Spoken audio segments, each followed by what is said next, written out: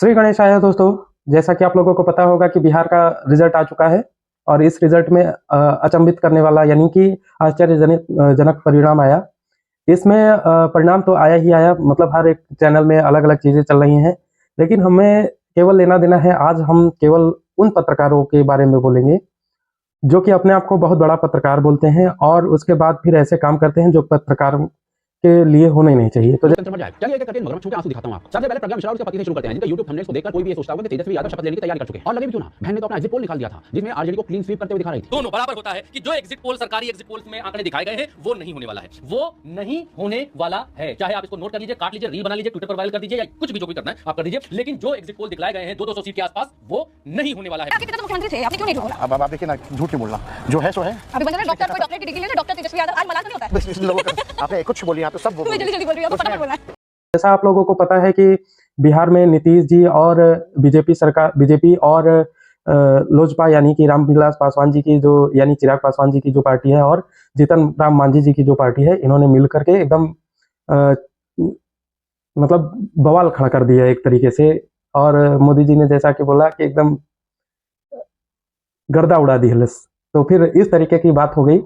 लेकिन मुझे केवल आनंद तो इस बात का है कि पत्रकार जो अपने आप को पत्रकार बोलते हैं और वो अपने आप को बहुत बड़ा पत्रकार बोलते हैं और उनके में केवल पत्रकारिता, देखिए मैं इतना ज़्यादा पत्रकारिता के बारे में जानता नहीं, लेकिन जितना जानता हूँ उसके बारे में यही जानता हूँ कि जैसे कि पत्रकार जो होते हैं वो निष्पक्ष किसी भी चीज़ के बारे में, चाहे उसमें अच्छाइयाँ हों या बुराइयाँ हों, एक ही साथ उसको बयान करते हैं।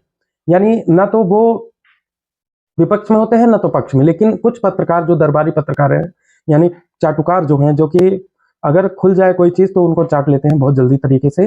वो क्या करते हैं कि वो जा करके ऐसी काम करते हैं, अपने आप को बहुत बड़ा पत्रकार बताएंगे और काम ऐसा करेंगे जैसे चाटने वाला। तमाम जगहों पर रिपोर्टरों से बात की, लोगों से बातचीत की, कुछ जमीन को परखा और उसके बाद जो एग्जिट पोल निकल कर रहा है वो सीधे तौर पर इंडिया गठबंधन कहे या महागठबंधन कहे उसकी जीत को दिखला रहा है। तो महागठबंधन 130 से 146 सीट तक जीत सकता है और दूसरी तरफ एनडीए उसका आंकड़ा कम से कम होगा तो 85 सीटों का होगा और ज्यादा से ज्यादा होगा तो भाई 102 सीटों का। लेकिन भाई परिणाम इस आदमी का कॉन्फिडेंस धुआं बनकर निकल भाई की तरह हवा में गायब हो गया है और नैरेटिव तुरंत कॉन्स्पिरेसी थ्योरी तक मुड़ रहा है। कहीं तो कुछ गड़बड़ है। यानी अगर प्रेडिक्शन रास्ता जनता ब्लेम जनता पर, सिस्टम पर, ईवीएम पर, डेमोक्रेसी पर डालकर अपना प्रिंट छुड़ा लो, अपने गलती को भी आने दो। लेकिन भाई साहब इस बात में तो हाई का केस है, ऑफिसर बीजेपी से मिले हुए हैं और काउंटिंग मैनिपुलेटेड हो सकती है। प्रियंका भारती ने कहा है कि लोकतंत्र को रौंद दिया गया है। बधाई ज्ञानेश गुप्ता। मुख्य चुनाव आयुक्त ज्ञानेश कुमार को बिहार चुनाव में जीत की बधाई। आपने बहुत मेहनत की, 64 लाख मतदाताओं के नाम बांटे, 16 लाख नए मतदाताओं ने आवेदन किया, आपने 21 लाख नए नाम जोड़ दिए। थाली पर थाली मेरे साथ थाली। भाजपा को आपसे अच्छा सहयोगी नहीं मिल सकता। विपक्ष ये जो दावे कर रहा है इसमें वजन नहीं है दोस्तों। जिस तरह से वोटर से नाम हटाए गए, जोड़े गए, इस प्रक्रिया में साफ तौर पर पारदर्शिता की कमी थी। और जाते हैं ऑल टाइम सभी लोग जान गए होंगे, एक हैं बड़े मार जी आता है लास्ट में। भाई मैं नाम नहीं लूंगा क्योंकि नाम लेने से पत्रकारिता का अपमान होगा। और मोदी नीतीश का मॉडल खत्म हो चुका है, टूट कर गिरे। 2005 से 2025 के बीच बिहार में 11,500 किलोमीटर से अधिक सड़क निर्माण हुआ है। हर बात में रोड का रिकॉर्ड आ जाता है। क्या यह सरकार 20 साल से केवल सड़कें बनवा रही थी? इन सड़कों से बिहार में आया क्या? उल्टा लोग बिहार से बाहर जाने लगे। लेकिन जैसे ही जनता ने भारी बहुमत से एनडीए को जीत दिला दी तो रवि चाचा मेडल मोड में चले गए। 15,000 करोड़ रुपया, 12 से 15,000 करोड़ रुपया अगर सिर्फ महिलाओं के खाते में गया है, क्या उसकी वजह से यह जनादेश मिल रहा है? इस पर चर्चाएं अभी कम दिख रही हैं। और आप लोग जानते ही होंगे कई और पत्रकार हैं, इसके बारे में हम लोग बात करेंगे। तो चर्चा ये हो रही है कि मैंने उनका अभी देखा, हाल ही में पत्रकारिता देखी, तो एक लोगों ने तो ट्रेंड ही बदल दिया।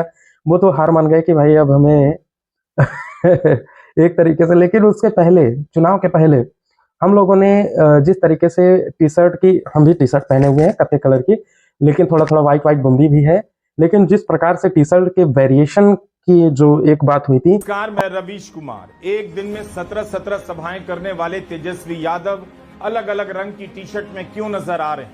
क्या टी शर्ट तेजस्वी यादव को इस चुनाव में नया मेकओवर दे रही है या ग्रह नक्षत्र की गणना करने वालों का? और जिस तरीके से बुलेट का महिमा मंडन हुआ था, बुलेट चाहे वो दूसरे की छीन कर ही लिए हों और बाद में उन लोगों ने, बेचारों ने बताया कि भाई किराया भी नहीं मिला उनको और हमारी बाइक ऐसे ही उठा लिया उन लोगों ने। तो एक तो ये हो गया, इस तरीके के पत्रकार हो गए। और दूसरा जो एकदम दरगाह, मतलब लग रहा था कि मतलब कितना उसको मतलब चाट लिया जाए, मतलब जितना चाट सके जिससे कि वो सफाई हो जाए। पीछे के जो कार्यकाल रहे हैं उनकी सफाई कर दें चाट करके, लेकिन हो नहीं पाता। ऐसे मतलब फलाने के बेटे, उनके पति और बहुत सारी चीजें आप लोग देखेंगे, मैं अभी लगा दूंगा तो आप लोग देखिएगा किस प्रकार से मतलब फलाने के बेटे, उनके पति और ये फलाना ये सारी चीजें हैं। प्रणाम, हम अभी पटना में हैं और हमारे साथ हैं भावी मुख्यमंत्री, पूर्व उप मुख्यमंत्री, युवाओं के ब्रांड एम्बेसडर लालू जी के बेटा और राजश्री यादव जी के पति तेजस्वी यादव जी। कैसे हैं? नहीं, बहुत बढ़िया। उसके बाद में बताया गया कि देखिए आपके यहाँ चौराहे पर एक रहते हैं, वो जो है खुलासा करते हैं बाबा, और वो किस तरीके से वो महिमा मंडन हुआ कि वो जा रहा है, अंदर जा रहा है। ये तो तुम्हारा निकाल के अपने कमरे में वापस चले गए, तो तेजस्वी जी का भविष्य कैसा रहेगा वो ये बताने में क्या दमदार भविष्य बताया था उन्होंने। पूछिए क्या तुमको बताऊं? ऐसे नहीं बताऊंगी, वीडियो उसके लिए आपको वीडियो देखना पड़ेगा। और क्या क्या हुआ उसमें, मतलब एक तो लक्ष्मी भी जुबान में बात करती हैं, अपने आप को कुमार विश्वास समझने का प्रयास किया गया, लेकिन बिना सोचे समझे, मतलब बेफिजूल की बातों को बढ़िया मस्त ऐसा मक्खन लगा रहे थे। वो बेचारा, वो भी जिसका इंटरव्यू हो रहा था, आप लोग सब जान गए होंगे, वो भी सोच रहा होगा कि क्या किस तरीके से, एक तरीके से वो सोच रहा था कि ये मूर्ख है मेरे बारे में। प्रज्ञा मिश्रा जुझारू पत्रकार आपको भावी मुख्यमंत्री कहा है और कहते हैं कि एक बार तो दिन में मतलब जबान में सरस्वती जी विराजमान होती ही है। अच्छा नहीं, चलिए आपने की शक्ल, और हम चाहेंगे कि हम जब मुख्यमंत्री बने, सीएम बने, तो पूरा बिहार जो सीएम बने, यानी चेंज मेकर बने। और उसके बाद में जिस प्रकार से, मतलब मैंने आज तक तो सीधे चश्मे का प्रभाव देखा था। भाई देखो, जिसको मोतियाबिंद हो जाता है, या फिर जिसकी आंख खराब हो जाती है, या जिसको दिखाई नहीं देता, उसको एक प्रकार के चश्मे की जरूरत पड़ती है। लेकिन मैंने पहली बार उल्टे चश्मे का प्रभाव सुना, और उस चश्मे का प्रभाव इतना प्रबल था कि मेरे अंदर घर कर गई है। और मैं सोच रहा हूँ कि मैं जब भी पहनूं तो वो उल्टा चश्मा ही पहनूं, क्योंकि उल्टे चश्मे की जो मतलब एक तरीके से अच्छाई होती है, मतलब वो बातों को एक नेक्स्ट लेवल तक ले जाता है। ऐसे उल्टे चश्मे को ही पहनने का मेरा प्रयास रहेगा। क्यों उल्टा चश्मा यूज की? हमारा चैनल का नाम है, थोड़ा सा कुछ हमारा व्यू बुला दीजिए। उल्टा चश्मा है क्यों नाम? हमारा नाम, क्योंकि जो आजकल सब चश्मा से देख रहे हैं ना, वो सभी गड़बड़ देख रहे हैं, इसलिए आप थोड़ा सा चश्मा को उल्टा करके देखो तो पता चलेगा सही चीज क्या है। और जब परिवार के बारे में बात हो रही थी, तो वो जो चश्मे वाले जो पत्रकार रहे हैं, उन्होंने इस तरीके से बताया कि देखिए ऐसा था कि ये दुख था आपके यहाँ, ये गम था, फिर कैसे किस तरीके से परिवार में क्या हो गया। परिवार में तो सभी के होता है, लेकिन इतने गमगीन मैंने वो पत्रकारिता। जी बीमार पड़े, पूरा परिवार एक साथ खड़ा हुआ, बेटियां बेटे सब लोग एकजुट हो गए, हमने देखा कैसे पूरा परिवार एक साथ रहा।